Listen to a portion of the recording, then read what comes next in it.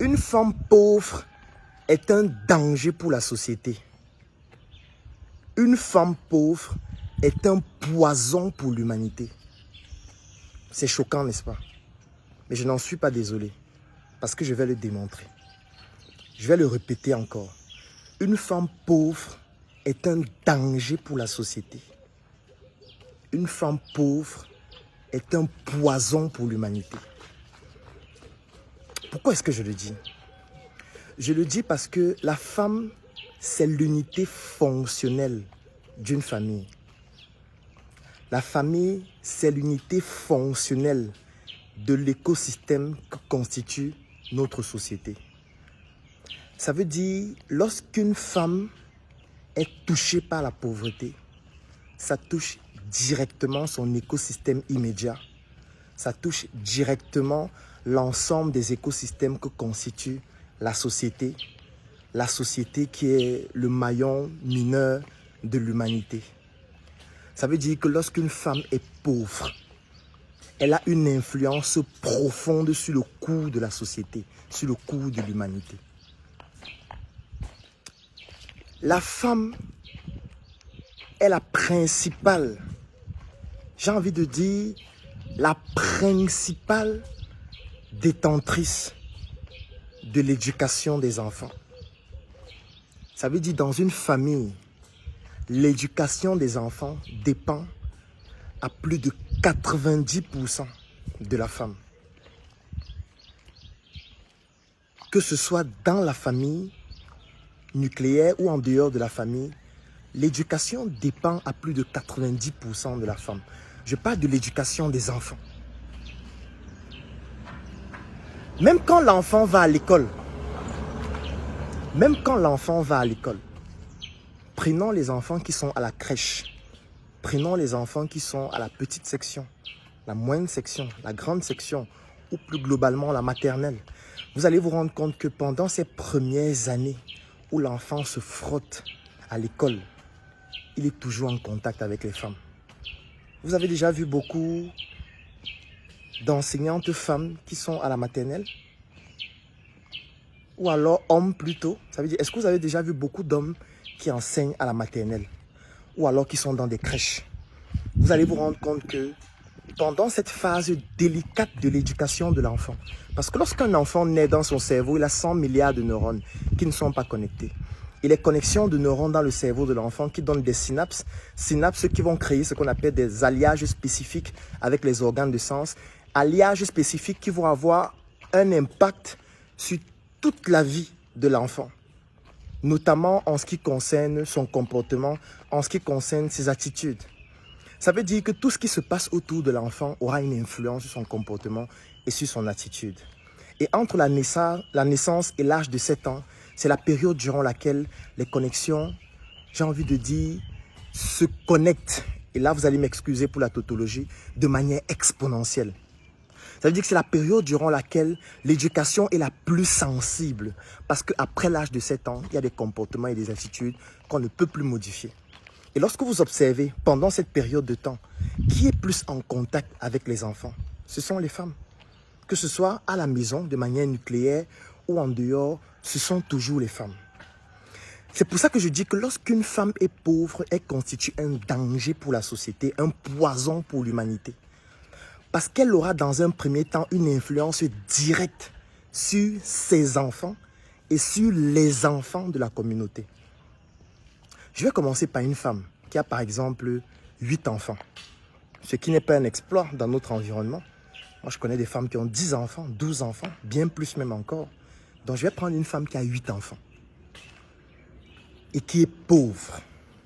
Lorsque je parle de pauvreté, il ne s'agit pas de la monnaie fiduciaire, c'est-à-dire la monnaie qu'on peut physiquement détruire, c'est-à-dire les billets de 500, les billets de 1000 francs, les billets de 5000, les billets de 10 000, non. Lorsque je parle de pauvreté, ce n'est pas de ça qu'il s'agit. Du moins, ce n'est pas à cette étape que je suis en train d'intervenir. Parce que cette pauvreté, en fait, c'est juste une métastase de la première pauvreté originelle qui est en fait le manque de culture, le manque de connaissances. Parce que lorsqu'on parle d'éducation, l'éducation c'est un art. L'éducation, c'est un art. Qui dit art dit apprentissage. Qui dit art dit technique. Qui dit art dit méthode. Qui dit art dit méthodologie. Qui dit art dit stratégie. Ça veut dire qu'on n'éduque pas un enfant n'importe comment. Pour éduquer un enfant, il faut avoir de la culture. Il faut avoir des connaissances. Sinon, on risque de lui donner des mauvais conseils, mais de bonne foi. Parce que je suis d'accord qu'aucune femme ne souhaite vraiment que son enfant soit mal éduqué. Moi, je refuse de le croire, sauf si elle a des problèmes sur le plan mental. Aucune femme ne fait volontairement ou ne pose volontairement des actions qui poussent à ce que son enfant soit mal éduqué. Moi, je ne le crois pas. Sauf si elle a un problème mental. Ou alors, sauf si elle a une pathologie psychologique qui pousse à ce qu'elle soit, je veux dire, qu'elle n'aime pas ses enfants. Ça, on l'a déjà vu plusieurs fois, des femmes qui tuent leurs enfants. Mais ça, ce sont des cas à part. Je ne vais pas parler des exceptions. Ça veut dire qu'on part du principe où chaque femme souhaiterait que son enfant puisse bénéficier de l'éducation la plus optimale possible. Mais le problème, c'est que l'éducation qu'une femme donne à son enfant dépend de sa culture, dépend de ses connaissances, dépend de son savoir-faire, dépend de sa vision de la vie, dépend de son état mental, psychologique, social et même biologique et même intellectuel. Ça veut dire que si elle est limitée sur tous ces aspects, elle ne peut pas transmettre ce qu'elle n'a pas. Elle va transmettre à ses enfants ce qu'elle a elle-même. Ça veut dire qu'elle devient l'étalon de ses enfants.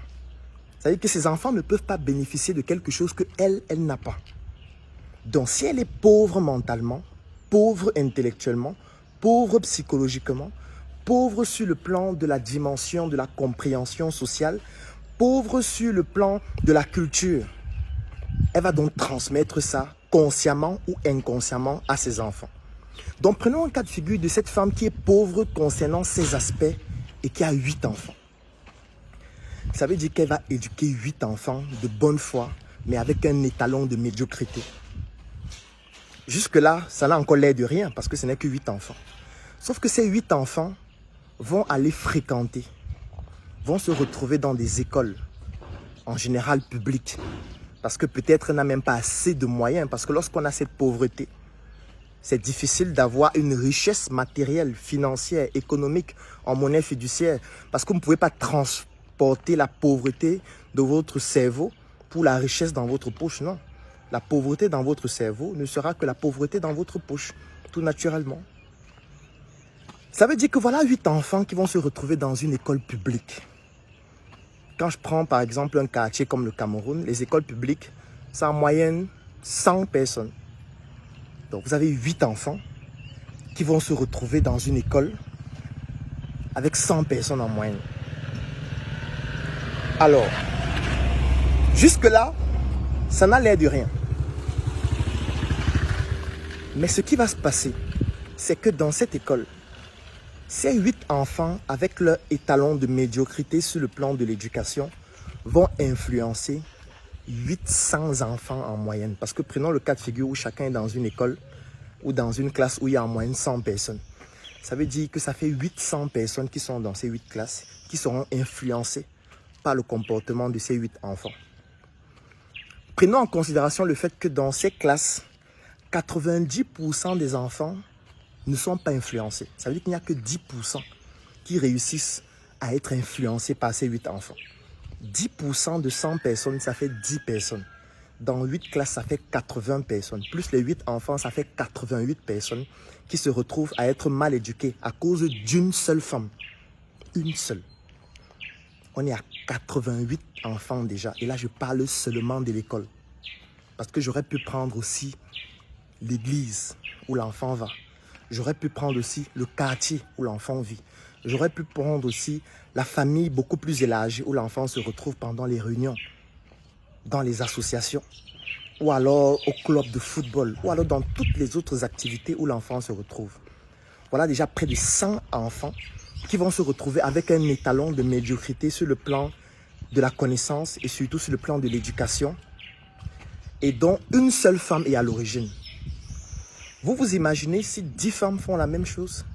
Si 20 femmes font la même chose? Si 100 femmes font la même chose? Ou alors si ces enfants, au fur et à mesure, continuent d'influencer au fur et à mesure d'autres enfants? Et aujourd'hui, il y a quelque chose d'extraordinaire, c'est qu'il y a Internet. Ça veut dire que l'enfant ne va pas seulement influencer ceux qui sont dans son environnement immédiat, il peut influencer les autres avec Internet, il peut influencer des personnes qui sont même dans d'autres villes, dans d'autres pays, en quelques minutes, avec un post sur un réseau social, avec une vidéo, avec un comportement qu'on transmet sur le plan, je veux dire numérique, qui ne reste plus restreint à notre environnement et qui touche d'autres enfants, qui touche d'autres adultes même aussi, qui peuvent aussi être influencés par ce type de comportement. Ça donne donc un effet exponentiel à la mauvaise éducation qui provient d'une seule femme. Une seule femme pauvre. Vous vous rendez compte des conséquences dans la société, dans la communauté, à cause d'une seule femme. Parce qu'en réalité, la femme, c'est l'élément fondamental de la famille. La famille elle-même qui va constituer le maillon de la société. Et c'est plusieurs maillons mis ensemble, c'est-à-dire plusieurs familles mises ensemble qui vont former notre société. Sauf que dans ces différentes familles, la personne fondamentale qui est au cœur, c'est la femme. Parce qu'après, ces enfants vont devenir ingénieurs. Ces enfants vont devenir médecins. Ces enfants vont devenir menuisiers. Ces enfants vont devenir maçons. En fait, ces enfants vont aller dans des secteurs d'activité qui constituent le socle de notre société ou alors de notre État.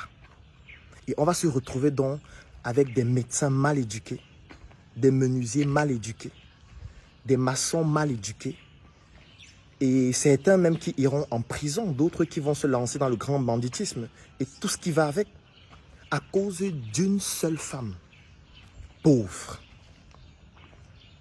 Est-ce que ça veut dire qu'elle a transmise de manière volontaire la pauvreté à ses enfants, ou la médiocrité, ou la mauvaise éducation? La réponse que je donne à ça, c'est non. Je l'ai déjà dit antérieurement. Moi, je ne crois pas qu'une femme puisse éduquer volontairement ses enfants de manière négative. Je ne le crois pas. Je pense qu'elle le fait inconsciemment.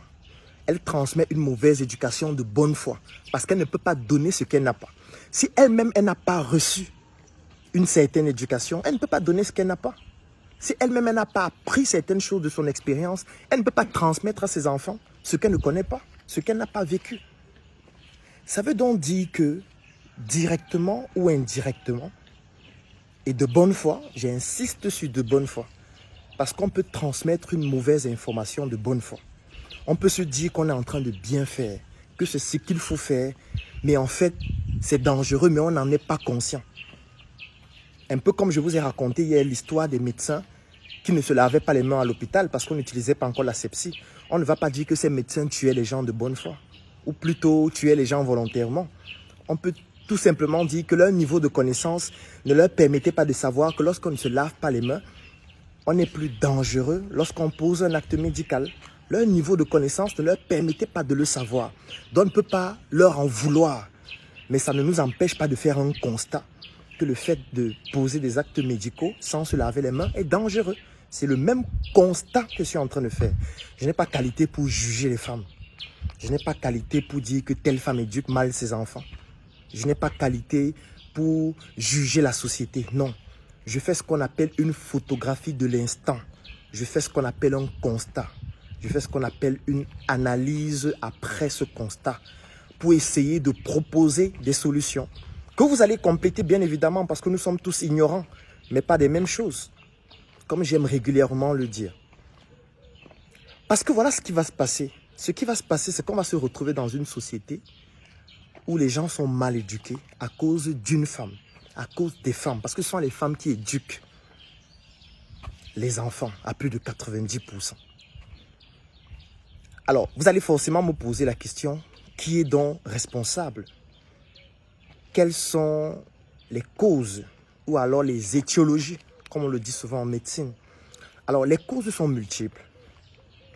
La première cause, c'est d'abord la société. C'est d'abord l'État qui doit garantir à chaque femme des conditions optimales pour ne pas se retrouver dans cet état de pauvreté sur le plan psychologique, sur le plan mental, sur le plan intellectuel, sur le plan économique et sur tous les autres aspects. Il y a d'abord la société, l'État, ceux qui nous gouvernent, effectivement. Ils ont une grande part de responsabilité. Là, je suis d'accord. Deuxième responsabilité, C'est du fait que nous soyons dans une société patriarcale, où c'est l'homme qui est tout. Où on se dit que c'est l'homme qui doit tout faire. C'est lui le chef de la famille, c'est lui le patron. On chante ça tous les jours, même à la mairie. C'est le chef de la famille, tout le monde dit oui, c'est le chef de la famille. D'accord. Ça veut donc dire que la famille dépend de lui alors qu'en réalité, ce n'est pas le cas. En réalité, ce n'est pas le cas parce que ce n'est pas lui qui éduque les enfants. Ce n'est pas parce qu'il vient avec l'argent ou la société a décidé que c'est lui qui doit venir avec de l'argent. Encore que je ne comprends pas pourquoi c'est seulement lui qui doit venir avec de l'argent. C'est pour ça que la société est en train d'aller dans la dérive. Parce que les femmes se disent, ok, c'est lui le chef de famille, moi je reste juste à la maison, il va chercher de l'argent, il vient. On croit que c'est l'argent seul qui fait tout. Depuis le début de la vidéo, je ne parle pas de l'argent. Quand une femme ne lit pas, si une femme ne lit pas des livres, si une femme n'est pas cultivée, elle va cultiver ses enfants comment? Si une femme n'a pas un bon niveau intellectuel, elle va cultiver ça chez ses enfants comment? Si une femme n'a pas une bonne discipline de vie, elle va transmettre la discipline de vie à ses enfants comment? Parce que les enfants copient ce qu'ils voient. Ils ne copient pas ce qu'on dit. Les enfants copient ce qu'ils voient. Surtout entre la naissance et l'âge de 7 ans. Les enfants copient les comportements. Les enfants copient les attitudes. C'est pour ça que si vous êtes auprès d'un enfant qui est âgé de la naissance jusqu'à l'âge de 7 ans et que vous avez une attitude régulièrement, il va commencer à avoir la même attitude. Il n'a même pas besoin que vous parliez. Vous n'avez même pas besoin de parler. Si tous les jours, vous posez une action, vous avez une attitude et un comportement particulier, l'enfant va commencer à adopter ce comportement plus facilement que ce que vous dites. Donc, si vous avez un comportement qui est inapproprié, cet enfant va copier ça. Vous ne pouvez pas lui transmettre un comportement que vous n'avez pas. Ça veut dire que si vous êtes pauvre sur le plan psychologique, sur le plan intellectuel, si vous n'êtes pas discipliné, si vous n'êtes pas cultivé, l'enfant sera influencé. Même si le père rentre avec les millions chaque soir, l'enfant ne va pas bénéficier d'une éducation de qualité. Je vais prendre un autre exemple. Lorsqu'on s'occupe d'un enfant, on doit avoir des connaissances même sur le plan de l'hygiène, même sur le plan de la santé. Vous vous imaginez une femme qui est sale, l'influence que cela aura sur ses enfants. Une femme sale, elle aura l'impression que non, même si je suis sale, je donne les bons conseils à mes enfants. Même si je suis sale, je dis à mes enfants qu'il ne faut pas être sale. Attention, si vous êtes sale et vous dites à vos enfants qu'il ne faut pas être sale, vos enfants seront sales parce qu'ils vous voient être sale. Parce que c'est votre comportement et votre attitude qui modifient plus facilement leur attitude et leur comportement aussi. Ce n'est pas ce que vous dites. Ce n'est pas ce que vous dites. Ce que vous dites, c'est peut-être 5%. Parce que dès qu'ils vont écouter ce que vous dites, ils vont essayer de voir est-ce que ce qu'elle fait correspond à ce qu'elle dit. Si ça ne correspond pas, ils ne vont pas suivre. C'est ce qu'on appelle les dissonances cognitives. Vous vous imaginez un mendiant ou alors quelqu'un qui a une situation économique et financière dégradée qui vient vous dire comment faire pour devenir riche alors qu'il dort dans la rue. Ça va passer le message dans votre tête. Dès qu'il va finir de dire ça, vous allez regarder, est-ce qu'il est riche? Parce que moi-même, j'ai déjà eu à vivre un certain nombre de choses de ce type. Où tu vas dire aux gens, comment créer une entreprise sans financement? Et ils disent, ah, dis donc, c'est des balivernes. Est-ce que lui-même, il a créé une entreprise sans financement? Vous voyez que à travers ces commentaires, les gens essayent de comparer ce que vous dites par rapport à ce que vous faites. Et ce que vous faites est plus important. Combien de fois pour une femme dans une famille qui est la mère et qui a des enfants en bas âge, vous croyez que les enfants vont regarder quoi? Ce qu'elle dit ou ce qu'elle fait? Ils vont adopter et se comporter comme ce qu'elle fait. Ça veut dire que si ce qu'elle fait est dangereux, même inconsciemment en fonction d'elle-même, parce que de toutes les manières, elle ne peut pas transmettre et se comporter différemment parce que ça correspond elle-même à ce qu'elle a appris, elle va devenir un poison pour ses enfants. Donc, deuxième cause, c'est le fait que nous soyons dans une société patriarcale. C'est le fait que nous soyons dans une société où la religion est très importante, est très implantée. Et que dans la religion, on nous a fait comprendre que la femme vient de la côte de l'homme. On nous a fait comprendre que l'homme se sentait seul. C'est pour ça qu'on a créé la femme, pour venir l'accompagner. En fait, si on comprend bien cette logique, ça veut dire qu'en fait, la femme, c'est juste un appendice de l'homme. Dans certaines religions, même la femme ne vaut rien. Dans certaines religions, la femme n'a même pas le droit à la parole. Dans certaines religions, qui sont même encore beaucoup plus radicales, une femme ne peut même pas conduire un véhicule. Une femme ne peut pas aller dans un supermarché. Une femme ne peut pas voter. Une femme ne peut pas... Je veux dire, on a tellement montré que la femme ne vaut rien, ne représente rien, accompagne juste l'homme, que c'est devenu un danger pour toute la société. Parce que de manière fonctionnelle, c'est la femme qui éduque les enfants. Et vous vous imaginez une société dans laquelle on dit que la femme ne vaut rien, où on ne donne rien à la femme, et qu'après cette femme qui n'a rien, qui ne vaut rien, se retrouve en train d'éduquer les enfants sans rien. En fait, on se retrouve avec des enfants qui deviennent fous, des enfants qui deviennent des criminels, des enfants qui développent le grand banditisme, des enfants qui vont influencer d'autres enfants parce qu'ils sont frustrés de n'avoir pas bénéficié de ce que les autres enfants ont bénéficié. Donc la deuxième raison, c'est le fait que nous sommes dans cette société patriarcale.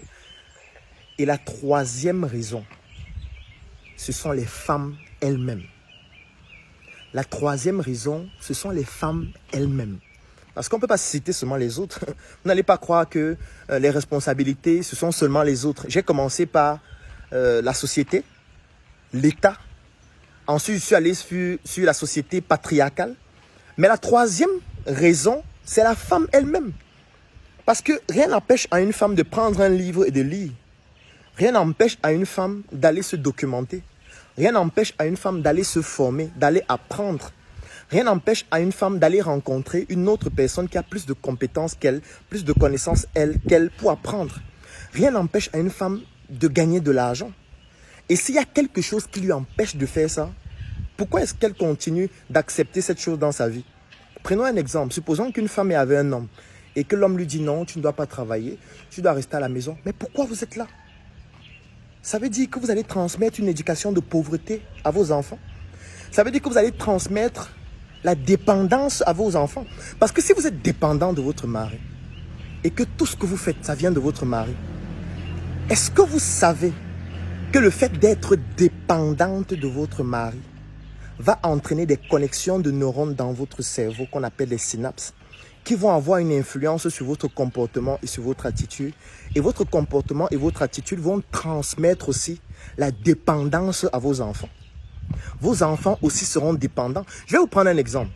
Un jour, peut-être votre enfant va venir vous voir. Il va vous dire, maman, on m'a demandé le cahier à l'école de dessin. Et la maîtresse a dit que ça coûte 2000. Vous allez répondre à l'enfant, attends, ton père vient. C'est ton père qui va acheter ça. En fait, peut-être pour vous, cette phrase n'a l'air de rien. Mais quand l'enfant va vous poser cette question une fois, deux fois, maman, je veux acheter un jouet. J'ai besoin d'un jouet que je vois. Ton père va rentrer avec. Maman, j'ai besoin de la PlayStation. Ton père va rentrer avec. Maman, on m'a chassé à l'école pour la scolarité. Ton père va rentrer payer. Vous savez ce que ça transmet dans la tête de l'enfant? Ça transmet dans la tête de l'enfant que vous êtes pauvre, que vous n'avez rien, que la seule personne qui peut résoudre son problème, c'est son père. Et vous vous imaginez si votre enfant, c'est une fille ou c'est une femme, elle va comprendre que, mais attends, ça veut dire que ma mère, que je considère comme la plus grande guerrière, parce qu'elle a beaucoup fait pour moi.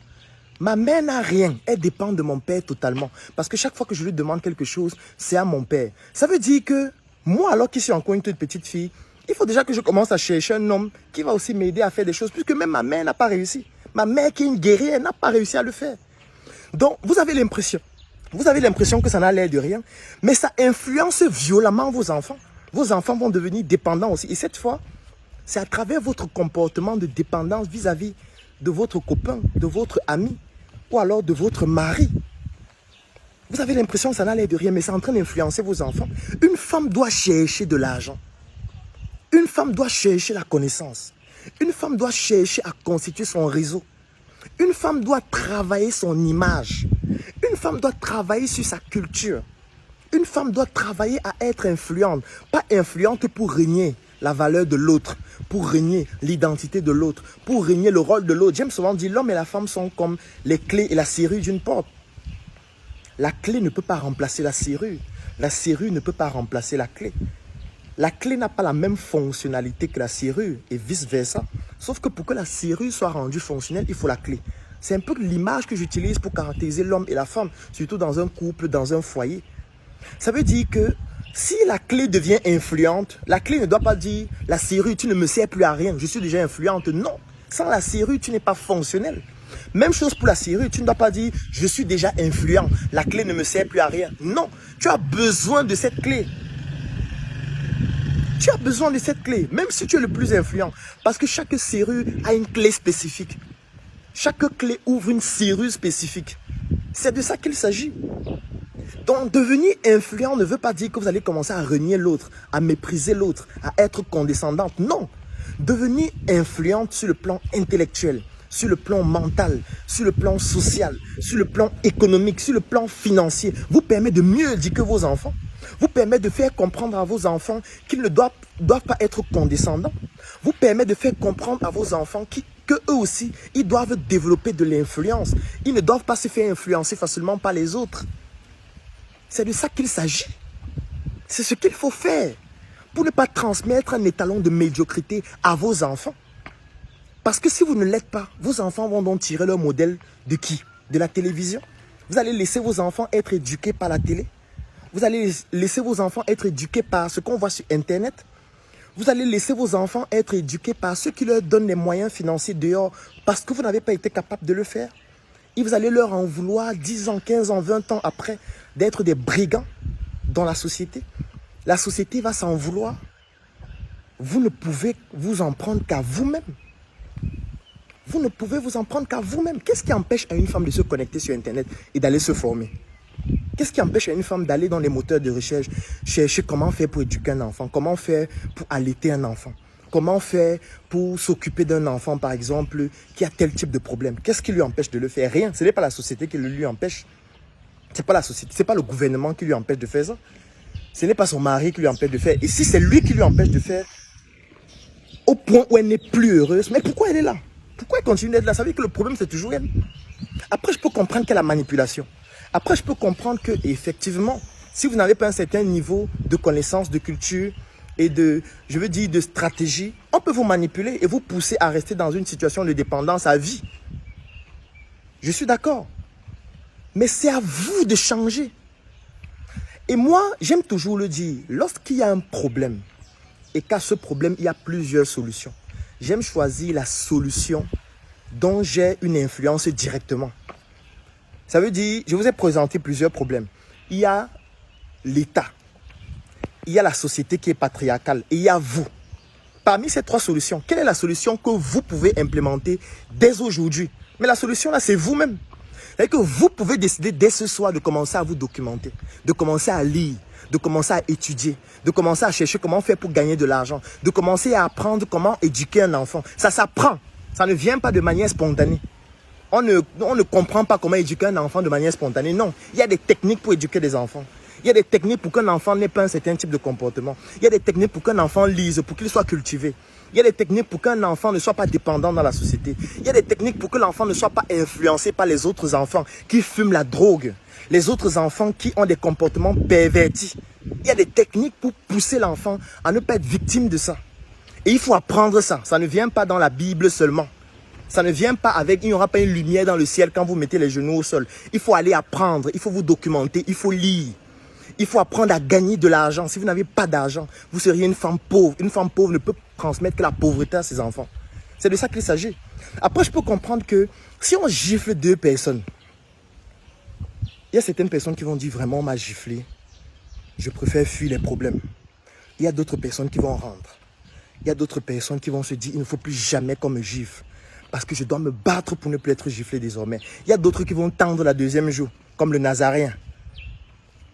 Parce que je sais que lorsqu'un enfant est victime de certains problèmes, lorsqu'un enfant est victime de certains préjugés, lorsqu'un enfant est victime d'une marginalisation, il y a deux comportements qu'il peut avoir.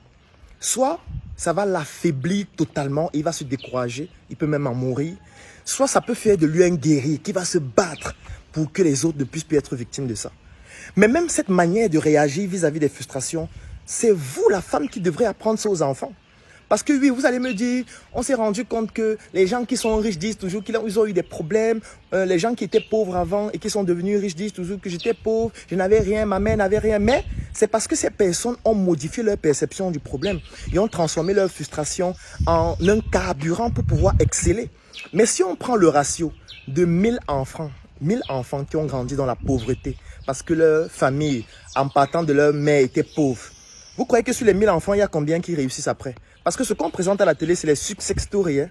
Ça veut dire que c'est des cas qui se sont démarqués. Mais si on regarde le ratio, Je veux dire, c'est moins de 5% qui réussissent à s'en sortir. Tous les autres disparaissent, deviennent des bandits, deviennent des criminels.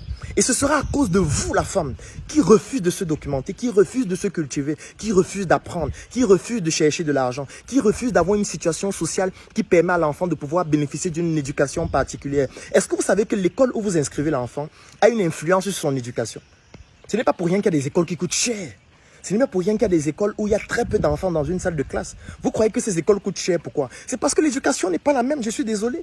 Et si vous n'avez pas les moyens de payer une certaine éducation à votre enfant, vous croyez que votre enfant aura quelle éducation? Il aura quelle éducation? Supposons que vous avez un enfant, il vient d'avoir son bac, il est très compétent, mais vous n'avez pas les moyens de l'envoyer dans une faculté, par exemple, qui va lui permettre de faire ce qu'il a réellement envie de faire. Et vous l'envoyez dans le vrac. Parce que vous n'avez pas assez de moyens. Vous ne voyez pas que vous êtes en train d'orienter votre enfant à avoir une éducation qui ne sera pas forcément celle qu'il avait souhaitée et que ça va créer des frustrations en lui. Frustrations qui ne vont pas forcément le pousser à être excellent. Ça peut le détruire à jamais, cet enfant. Parce que vous êtes pauvre, vous, cette femme qui est en train de m'écouter. Donc, il faut adopter la solution la plus simple. C'est le meilleur moyen. C'est le meilleur moyen. Ça veut dire que parmi toutes les solutions disponibles, recherchez la solution que vous pouvez implémenter vous-même rapidement, dès aujourd'hui, et implémenter ça. N'attendez pas que le monde change. N'attendez pas que la société devienne matriarcale. N'attendez pas que l'État change, tout change pour que vous puissiez changer. Changez d'abord vous-même. Parce que si vous changez à l'échelle micro, vous allez aussi changer l'éducation de vos enfants. Vous allez changer le comportement de votre famille. Dès que les familles vont commencer à changer leur approche, les familles mises ensemble constituent l'écosystème de la société. Et la société va changer. Pour que la société change, il faut que l'unité fonctionnelle primaire de la société change, c'est-à-dire la famille. Et l'unité fonctionnelle de la société, qui est la famille, est dirigée de main de faible, de maître, par la femme. Donc il faut que la femme change pour que la société change. Une société dans laquelle on méprise la femme. Une société dans laquelle la femme ne vaut rien. C'est une société qui est vouée à la perdition. C'est une société qui ne peut pas s'en sortir. Et pour que la femme puisse changer sa perception, nous avons décidé de nous attaquer à la solution que la femme peut implémenter dès aujourd'hui. C'est pour ça que moi, par exemple, à travers la Startup Academy, nous publions des vidéos en ligne. Nous parlons d'entrepreneuriat, nous parlons de société, nous parlons de vie. Nous parlons de comment améliorer sa vie. Ce n'est pas parce que nous sommes les meilleurs. C'est parce que nous voulons partager notre minuscule expérience et apporter notre pierre à l'édifice qui doit permettre à la femme d'être forte. C'est pour ça qu'il y a de cela 1 an, j'ai sorti un programme qui s'appelle Femme Patronne. Femme Patronne, c'est un programme qui a été enregistré en vidéo et dont vous pouvez bénéficier, qu'importe l'endroit du monde à travers lequel vous vous trouvez, dans lequel je présente aux femmes comment elles peuvent être influentes, comment elles peuvent changer leur perception pour améliorer leur famille. Et c'est dans la même dynamique que nous avons décidé avec mon frère Yann Amon en Côte d'Ivoire d'organiser un événement qui s'appelle le Sommet de l'indépendance financière africaine. C'est un sommet qui va se dérouler du 9 au 10 juillet en Côte d'Ivoire. Et pendant ce sommet, nous allons nous adresser aux femmes. Nous allons dire aux femmes comment faire pour devenir finançables. Nous allons expliquer aux femmes comment faire pour pouvoir améliorer sa perception et pouvoir trouver des leviers, ou plutôt utiliser des leviers de financement qui leur permettent de pouvoir lancer leur projet et améliorer leur famille sur le plan social et sur le plan économique. Ce sommet va se dérouler en Côte d'Ivoire du 9 au 10 juillet avec des orateurs excellents comme Ricardo Kanyama de la RDC, comme Habib de la Mauritanie et beaucoup d'autres expertises à travers l'Afrique. 2 jours durant lesquels nous allons partager toute la crème que nous avons avec vous. Et qu'importe l'endroit du monde à travers lequel vous vous trouvez, vous pouvez bénéficier de cet événement, que ce soit en ligne, que ce soit en vidéo, ou alors bénéficier des supports, ou tout simplement entrer en contact avec les différents formateurs. Et tout ce que vous avez besoin de faire, c'est d'écrire en commentaire « Je souhaite participer au CIFA ». Et nous allons entrer en contact avec vous pour vous donner toutes les informations qui vous permettront de bénéficier de cet événement extraordinaire qui va faire de vous des femmes finançables. Et si vous êtes un homme et vous êtes en train d'écouter cette vidéo et vous avez une femme autour de vous, ou vous avez des femmes autour de vous, c'est l'occasion pour vous de transformer ces femmes, pour que ces femmes deviennent le maillon fort de notre société. Parce que vous aussi, vous avez une action. Vous pouvez permettre à ces femmes de bénéficier de ce type de contenu. Vous pouvez permettre à ces femmes de participer au CIFA. Ou alors tout simplement, vous pouvez devenir un éducateur vous-même de ces femmes en bénéficiant de cette formation. Donc rendez-vous du 9 au 10 juin en Côte d'Ivoire, ou alors si vous n'êtes pas en Côte d'Ivoire, écrivez en commentaire, je souhaite participer au CIFA. Nous allons vous contacter afin que vous puissiez entrer en possession de tous les éléments de cette formation qui vous rendront des personnes ou alors qui vont vous transformer en des personnes finançables. Devenez finançables et surtout, arrêtez d'être des femmes pauvres qui deviennent un poids mort finalement pour l'humanité. Portez-vous bien. Je vous aime, toutes les femmes.